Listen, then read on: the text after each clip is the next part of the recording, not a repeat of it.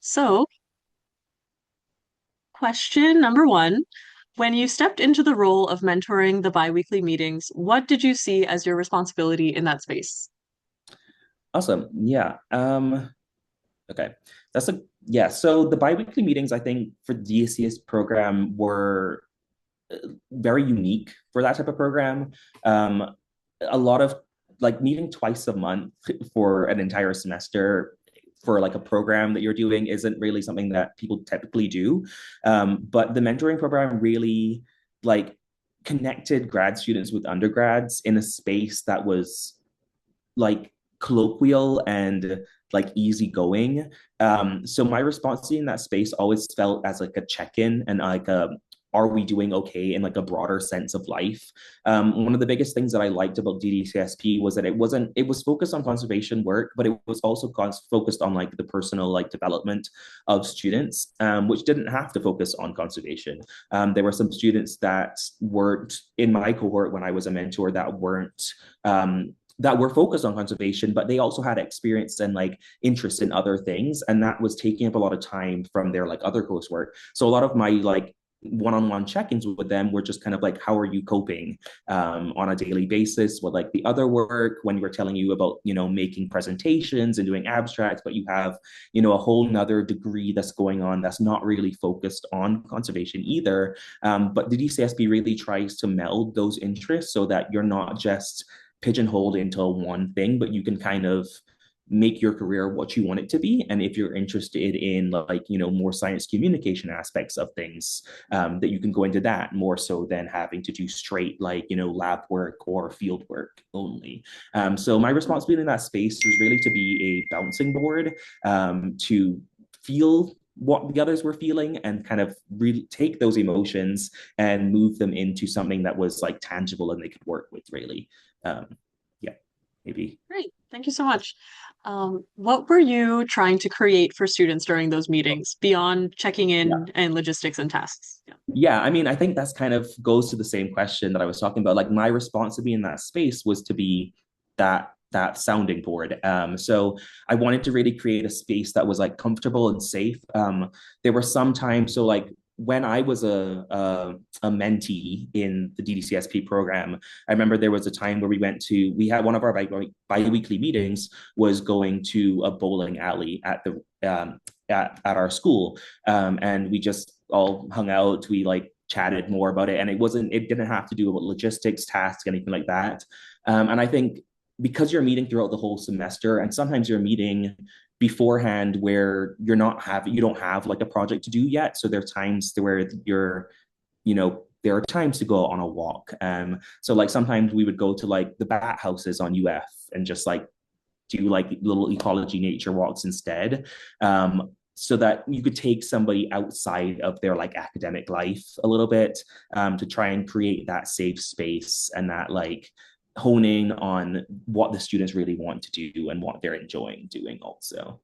Um, but yeah, I think just creating a safe space really was my biggest goal, making sure that the students felt comfortable coming to me as a mentor. I remember I started off, what was the great thing about being a mentee in the program as well is that because I was a mentee, I had that to like connect with my mentees when I became a mentor, of like I remember how it felt like being in the situation and you think that you have to like have your whole life planned out, you know right now within this like DDCS program. And a lot of times these students are only second year students in college. So they don't know what they're doing. And like as a PhD student, I was able to be like, I don't even really fully know what my career is going to be. But I was able to choose a path that I was interested in. And that's taken me quite far in my career so far. And maybe find your interests. So it was, being that space for students to really just like talk to. Yeah. Great, thank you. And I think that answers perfectly the Oh, next question for as you well, as well. Yeah. in a combination. If there's anything else you feel like you want to add, you're welcome to, in terms of how that shaped how you showed up as a mentor. Though I feel like you did, but if there's anything else to Yeah. add, yeah. I think, yeah, so I think the DCSP program for me also, it came at a really awesome spot for me, because I was coming up with my own like research programs, and I was able to like bring the students into that like planning process as well. So like in my first 2 years, I was now starting up my PhD, and I was like, starting research on aquatic snails, and I was able to bring my mentors with me to the different habitat types and to show them and be like, okay, well, I'm kind of creating my defense, my PhD as well. Like, what can you think about your research out of this as well? So that was a nice space that I was able to like bring them along my journey. So it kind of like, I think it reduced the anxiety that a lot of them had about grad school or about other careers, because they realized that you're kind of going to the next step, and like it's not that difficult per se once you have the right mentors and like people in your circle, I guess. Thank you. Nice. Yeah. And last question, what do you think makes a space like the biweekly meetings meaningful for students over time?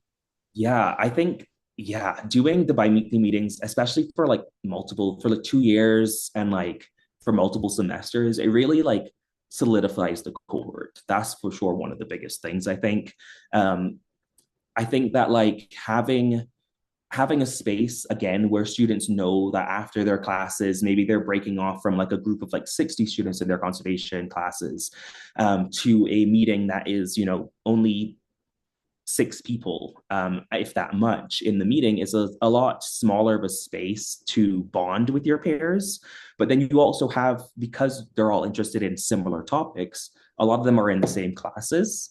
And so what I found was that they were able to like do work together on certain classes together. Like as we were picking classes for like the next year, they would like sign up for classes together so that they were in their classes. And it just gave them a person also, or multiple people, to be able to go through their undergrad life with.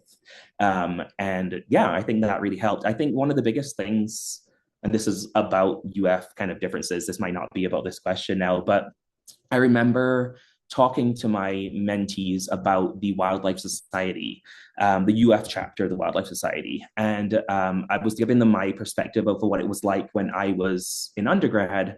And it was a little like clicky. It was slightly like focused more on like hunting aspects of things and not really like conservation, but it was like, sustainable hunting, but it wasn't like all aspects potentially.